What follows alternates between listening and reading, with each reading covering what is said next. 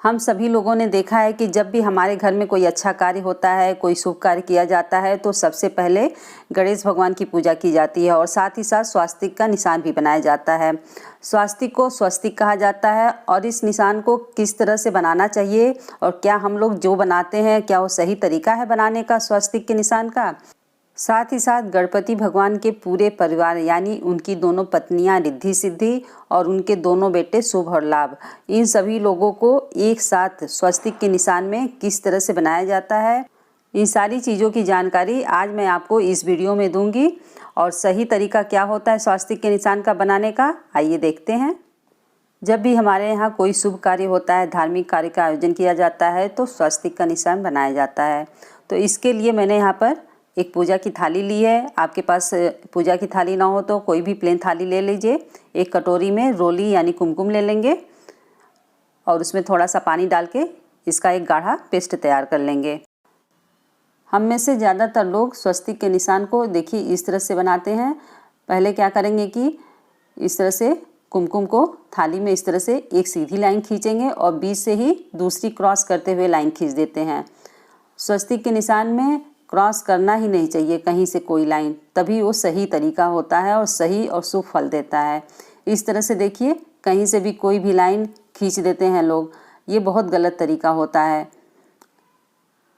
अगर आप चाहते हैं कि आपका धार्मिक कार्य सफल हो, पूजा अच्छे से हो, तो इसके लिए स्वस्तिक का निशान सही तरीके से बनाना बहुत ज़रूरी है। ये हम लोग जानते हैं क्यों बनाते हैं, क्योंकि हमें शुभ और लाभ दोनों प्राप्त हो। तो शुभ लाभ के लिए अच्छे तरीके से और सही तरीके से स्वस्तिक का निशान बनाना बहुत ज़रूरी है। इस तरह से देखिए बीच से ये लाइन दोनों क्रॉस कर रही है, ये क्रॉस बिल्कुल नहीं करना चाहिए।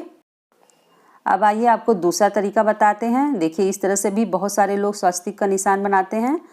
आप देख सकते हैं कि एक सीधी लाइन पहले खींची गई इस तरह से और उसके जो भुजाएं होती हैं, चारों दिशाएं होती हैं, उनको इसमें उल्टा बना दिया गया। यानी बहुत सारे लोग गलत तरीके से इसमें उल्टा स्वस्तिक का निशान बना देते हैं, एंटी क्लॉकवाइज। ये बहुत ही ज़्यादा गलत है और अशुभ फल देता है। अगर आप चाहते हैं कि आपका कार्य शुभ हो और अच्छे से फलित हो तो सही निशान बनाना बहुत ज़्यादा ज़रूरी होता है। और ये देखिए ये बीच से क्रॉस भी कर रहा है, तो ये गलत तरीका है। तो ये हमारे घरों में बहुत ज़्यादा निगेटिव एनर्जी लाता है, क्योंकि ये पूरी तरह से उल्टा बना हुआ है। अगर इस तरह से उल्टा स्वस्तिक बनेगा तो हमारे घर के लिए, हमारे कार्य के लिए ये बहुत ही ज़्यादा नुकसानदायक होता है। अब आइए एक और तरीका देखते हैं। इस तरह से देखिए सीधी लाइन कुमकुम से खींच लेंगे और बीच से भी इस तरह से क्रॉस कर देते हैं सीधा। ये तरीका भी बहुत गलत होता है, ये सही तरीका नहीं है। आप देख रहे हैं कि इसमें बीच से दोनों लाइनें एक दूसरे को क्रॉस कर रही हैं। एक दूसरे को ये काटनी नहीं चाहिए लाइन। इस तरह से बना हुआ भी स्वस्तिक का निशान गलत है। स्वस्तिक शब्द दो शब्दों से मिलकर बना होता है, स्वस्ति और क। स्वस्ति मतलब कल्याण यानी मंगल और क मतलब करने वाला, हमारा कल्याण करने वाला, हमारा मंगल करने वाला। स्वस्तिक के निशान में जो चारों भुजाएं होती हैं ये हमारी चारों दिशाओं की सूचक होती हैं, पूरब, पश्चिम, उत्तर और दक्षिण। तो ये चारों दिशाओं से अगर सही तरीके से स्वस्तिक बना होगा तो हमारे घर में, हमारे कार्य में पॉजिटिव एनर्जी आएगी। अगर ये गलत बना होगा तो हमारा कार्य जो है वो असफल होगा और निगेटिव एनर्जी काफ़ी मात्रा में आने लगेगी और हमारे घर को, हमारे कार्य को, हमारे किसी भी व्यापार को वो बहुत ज़्यादा नुकसान पहुंचाता है। तो इस तरह से इन सारी बातों को आप ध्यान में रखें। मैंने 3 से 4 तरीके बताए हैं जिस तरह से ज़्यादातर लोग ये गलतियां करते हैं।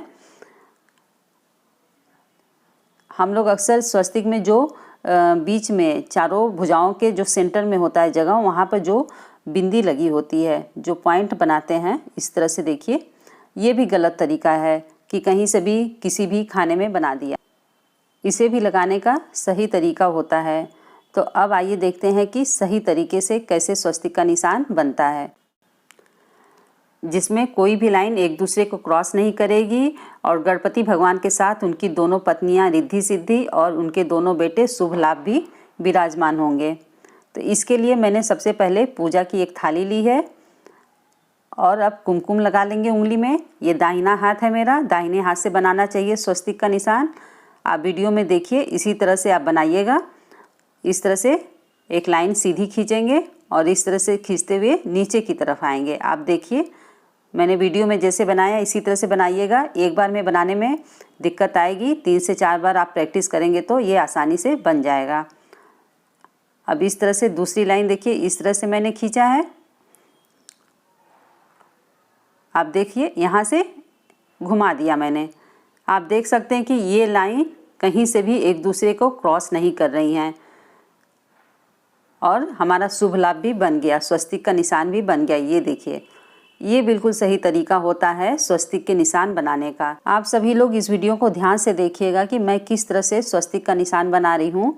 इस तरह से आप लगातार कुछ दिन तक प्रैक्टिस करेंगे 4 से 6 बार, तो ये इजीली आपका बन जाएगा। ये देखिए, ये सही तरीका होता है स्वस्तिक के निशान बनाने का। हमारे यहाँ जब भी कोई धार्मिक कार्य होता है, कोई नया कार्य शुरू किया जाता है, तो सबसे पहले प्रथम पूज्य श्री गणेश जी को विराजमान किया जाता है। गणेश जी को जब भी हम अपने कार्य के लिए निमंत्रण देते हैं, उनका आह्वान करते हैं, उनको बुलाते हैं, तो उन्हें पूरे परिवार के साथ बुलाया जाता है। तो आप इस वीडियो को बिल्कुल स्किप मत करिएगा, लास्ट तक देखिएगा। आपको इसमें अलग अलग साइन से मैं बताऊंगी कि कहाँ पर रिद्धि सिद्धि विराजमान होती हैं और किस जगह उनके दोनों बेटे शुभ लाभ विराजमान होते हैं। स्वस्तिक के निशान में जो ये चारों बिंदियाँ होती हैं, इनका क्या मतलब होता है ये मैं आगे वीडियो में बताऊंगी। और जो ये दोनों लाइनें मैंने किनारे पे खींची हुई हैं दोनों साइड में, इन सब का क्या मतलब होता है इसको भी मैं आगे वीडियो में बताऊंगी। अब मैं फाइनली आपको स्वस्तिक का निशान बनाकर बता रही हूँ। यहाँ पर मैंने पूजा की थाली ली है। अब दाहिने हाथ की जो लास्ट वाली उंगली होती है उसके बगल वाली उंगली से स्वस्तिक का निशान बनाएंगे। कोई भी पूजा का कार्य दाहिने हाथ से किया जाता है। अब इसे इस तरह से लाइन खींचते हुए, जैसा मैं वीडियो में दिखा रही हूँ, इसी तरह से आप बनाइए और इसे नीचे से ऐसे मोड़ देंगे। अब यहाँ पर ऊपर से फिर से कुमकुम से एक लाइन इस तरह से खींचेंगे और इसे नीचे की तरफ ले आएंगे। बिल्कुल आप वीडियो में जिस तरह से मैं बता रही हूँ सेम इसी तरह से आप बनाइएगा। ये देखिए, इसमें से कहीं से भी कोई भी लाइन एक दूसरे को क्रॉस नहीं कर रही है। इस तरह से इसे नीचे घुमा देंगे, इस तरह से बनाएंगे। अभी ये थोड़ा सा हल्का है, मैं इसे थोड़ा सा और डार्क कर दे रही हूँ। इस पर मैं एक बार फिर से कुमकुम लगा दे रही हूँ। स्वस्तिक का निशान हमारे घरों में जब भी कोई अच्छा कार्य होता है तो ज़रूर बनाया जाता है। ये देखिए, ये बन गया। अब मैं इसमें चारों दिशाओं के सूचक को बना दे रही हूँ। ये देखिए, इस तरह से सबसे पहले ऊपर वाला बनता है, फिर उसके नीचे वाला दाहिने की तरफ, यानी क्लॉकवाइज इसको शुरू करना है। इस तरह से बनाते हुए चारों दिशाओं के सूचक को मैंने बना दिया। अब इसमें जो बिंदी देखिए बना रहे हैं, इसे किस तरह से बनाना है। सबसे पहले ऊपर के खाने में दाहिने बनाएं, फिर उसके नीचे आएँ, फिर उसके किनारे पे आएँ इस तरफ से, जैसा मैं वीडियो में दिखा रही हूँ, फिर उसके ऊपर लास्ट में जाएं। और ये जो किनारे पे मैंने ये देखिए लाइन सीधी खींची है, एक लाइन खींचे और उसके साथ ही दूसरी लाइन उसी जगह ना खींचें बल्कि इस तरफ लाना है। दूसरी साइड एक लाइन सीधा खींचें। दोनों लाइन को एक साथ एक बार में नहीं खींचना है। पहले एक लाइन एक तरफ खींचना है, फिर दूसरी लाइन दूसरी तरफ, फिर उसके साथ में जो एक लाइन होती है उसे एक बार एक तरफ खींचें, फिर दूसरी बार दूसरी तरफ खींचें। इस तरह से एक के बाद एक लाइनों को खींचना है। अब आप देख सकते हैं कि ये स्वस्तिक का निशान बनकर तैयार है। स्वस्तिक के निशान में जिस तरह से मैंने बिंदी लगाई है उसी तरह से आप लगाइएगा। और इसमें जो दोनों साइड की लाइनें हैं और ये बिंदी है, इन सारी चीज़ों का कंप्लीट अर्थ क्या होता है, अब आइए इसके बारे में बताते हैं।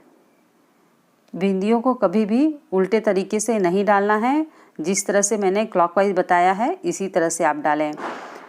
इसमें जो पहली बिंदी है इसका अर्थ होता है, पहली बिंदी ये धर्म का प्रतीक है और दूसरी बिंदी अर्थ का प्रतीक है, जो हम लोग कमाते हैं उसका।